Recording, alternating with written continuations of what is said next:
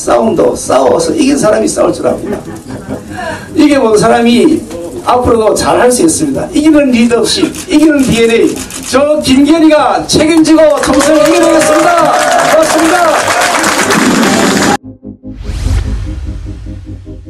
이제 간단하게 너무 이게 복잡한 상황이어서 간단하게 인사 말씀을 올리겠습니다. 여러 가지 어려운 여건에도 불구하고 이 자리에 와주신 모든 분들께 감사드리고요. 특별히 또 귀한 시간, 누구보다 바쁜 시간 할애해주신 많은 당원 동지 여러분들께 감사의 말씀을 드립니다.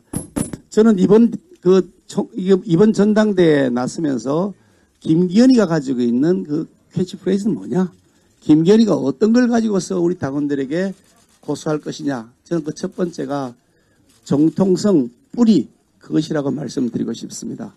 당이 참 흔들릴 때도 많이 있었고 힘들 때도 많이 있었지만 한결같이 이 당을 지켜오면서 싸울 땐 싸우고 협상할 땐 협상하면서 끝까지 당을 지켜왔던 그 정통성 뿌리, 보수의 근간을 다시 한 번 더 우리가 회복할 때가 되었다. 그래서 그런 면에서 누구보다도 김기현이가 그 점에서는 확실하게 말씀드릴 수 있다. 그런 생각을 합니다. 시류에 흔들리지 않고 개인적 이해관계에 흔들리지 않고 때로는 불이익이 다가온다 하더라도 폭풍 설한이라 하더라도 끝까지 당의 굳건함을 지켜왔던 제 뿌리 정통성을 근거로 해서 우리 보수당을 다시 한번 기반 위에 든든한 기반 위에 세워보고 싶다. 그런 생각을 가지고 있습니다. 또 하나 드리고 싶은 말씀은 다음 당대표는 희생의 리더십 그리고 헌신의 리더십이 필요하다고 생각합니다. 다음 당대표가 자기 개인 정치를 한다거나 혹은 선사 후보의 정신으로 만약 당을 지도해 나간다 그러면 당은 또다시 분열의 늪으로 빠져들 수도 있고 대통령의 리더십은 흔들릴 수밖에 없는 것이 우리가 과거 경험해 왔던 바입니다. 다른 당 돌아볼 것도 없이 우리 당에서 다음 대선 후보가 되면 현 대통령과의 차별화를 그동안 많이 시도해왔고 그것이 우리 당의 분열을 배태했던 것을 우리는 잘 알고 있습니다. 더 이상 그런 우려를 보내서는 안 되겠다. 특히 윤석열 대통령을 우리가 잘 뽑아서 세워놨는데 임기 초반기에 그와 같이 내부 분열의 씨앗을 만들어서는 안 된다.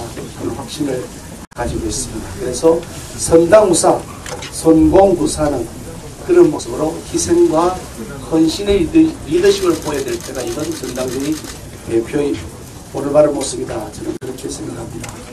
물론 당이 당장 해야 될 개혁 과제들, 연금개혁, 교육개혁, 또 그리고 노동개혁을 포함해서 국방개혁도 해야 되고요. 사법개혁도 해야 되고 많은 분야의 개혁 과제들이 남아 있는데 이 개혁 과제를 대통령과 호흡을 잘 맞춰가면서 진행을 해야 된다는 말씀을 드립니다. 대통령 따로 놀고 대표가 따로 노는 것 때문에 우리가 지난 오랜 세월 동안 고통을 많이 겪었는데 이제는 반면교사로 삼아서 호흡을 잘 맞춰서 이 개혁 과제를 성공적으로 이끌어가야만 그래야 국민들로부터 다음 총선에 지지를 받을 수 있다. 그런 확실한 저는 의지를 가지고 있습니다.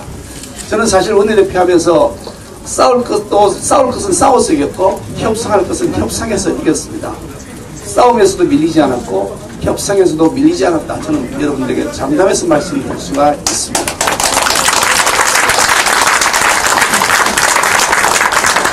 우리가 상임위원장을 저쪽에 다 넘겨주고 1년, 21대 초기 1년 동안 그야말로 빈사 상태에 있었던 시절이 있었지만 그 1년의 어려움을 극복하고 2년차 때 다시 상임위원장을 회복했을 뿐만 아니라 법사위원장을 가져오게 된 것은 협상의 결과였고 우리 많은 의원님들께서 도와주신 덕분이었습니다.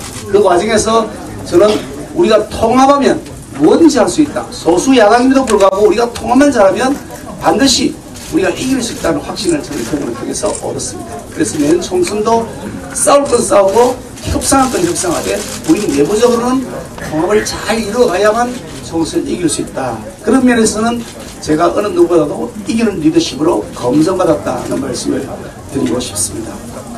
또 그리고 지금 저는 사실 촛불혁명 그러면서 광화문 광장을 자신들의 것으로 독점하고 있는 세력들에서 저는 커다란 분노를 가지고 있습니다.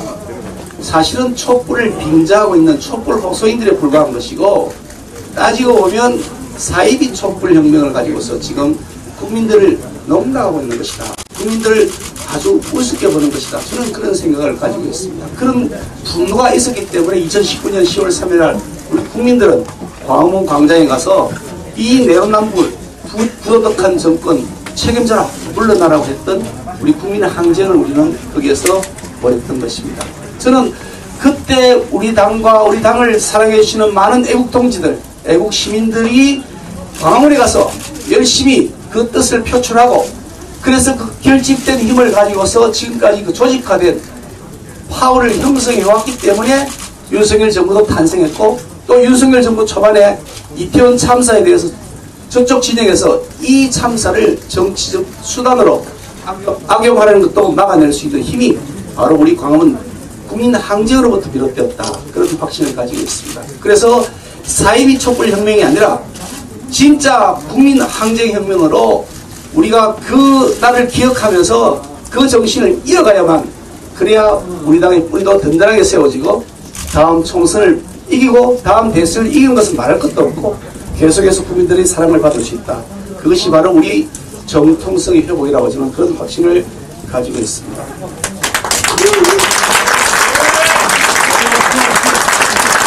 마지막으로 한 말씀 드리는데요. 수도권 전략 너무 중요합니다. 수도권에서 우리가 반드시 이겨야만 총선을 이길 수 있습니다. 그 두말할 것도 없습니다. 그런데 수도권에서 이기는 전략을 구사하는 데 있어서 어떤 방법을 쓸 것이냐는 것은 그 대표가 지역 출신이 어딨냐를 갖고서 논의를 한다는 것은 자가당착이라는 생각을 합니다. 바로 직전 21대 총선 때 황교안 대표가 우리 당의 대표였지만 수도권 출신이었지만 우리는 참패했습니다. 그 이전에 박근혜 대표, 강재숙 대표가 대표할 때는 우리가 압승을 해서 과반을 차지했습니다. 그것은 무엇을 의미하는 것이냐? 어떤 사람이 리더가 되어서 당을 잘 추스러 나가고 내부의 불협화 없이 한 목소리로 한 마음으로 나아갈 수 있도록 하느냐, 그게 중요한 것이지 사람의 출신 지역이 어디냐를 갖고 논의할 것은 결코 아니다. 저는 그런 확신을 가지고 있습니다. 그래서 내년 수도권에서 첫 번째로 우리가 당이 쪼개지지 않고 통합된 모습으로 단일 대우로 나가야만 된다. 5%를 가지고서 5%포인트를 가지고 이기냐 지겠냐의 승부가 갈리는 수도권에서 반드시 우리가 쪼개지지 않고 단일 대우로 갈 수 있도록 해야 된다. 그리고 정말 경쟁 있는 후보, 공정한 시스템에 의해서 우리가 선발해내고 그래서 공천을 하게 되면 반드시 이길 수 있다. 그런 생각을 저는 확신을 가지고 있고, 그렇게 해나갈 수 있도록 그동안 제가 보여왔던 그 통합과 그리고 균형감 있는 리더십을 제가 꼭 내년 총선에서 보여드리겠다는 말씀을 드립니다. 그리고 우리는 여당입니다. 여당은 일로 승부해야 되는 것입니다. 말로 하는 것이 아니라 일로 승부해야 되는 것이고, 그 일로 승부하는 것은 중도에 있는 분들 또 서민들에게 우리가 정책을 통해서 예산을 통해서 어떻게 잘 그분들의 아픔을 우리가 해소해드리고 보듬어드리냐, 그게 바로 평가로 이어지고 내년 총선에 반영될 것이다. 그래서 중도 그리고 서민들을 향해서 그와 같은 정책 수단을 최대한 활용해서 일 잘하는 유능한 정당이 되면 반드시 이길 것이다. 그것이 또한 수도권 전략일 것이다. 그런 말씀을 드리고 싶습니다. 마지막 말씀입니다. 여러분 정말 김기현이가 말로 하는 것이 아니라 행동을 통해서 보여왔다. 그리고 실천해왔다. 그것이 검증되었다고 생각하신다면 여러분들의 뜨거운 열정을 김기현이가 모아실 것을 부탁을 드리고요. 특히 좀 전에 우리 김영석 대변인이 말씀드렸습니다만 싸움도 싸워서 이긴 사람이 싸울 줄 압니다. 이겨본 사람이 앞으로도 잘할 수 있습니다. 이기는 리더십, 이기는 DNA, 저 김기현이가 책임지고 총선을 이겨내겠습니다. 고맙습니다.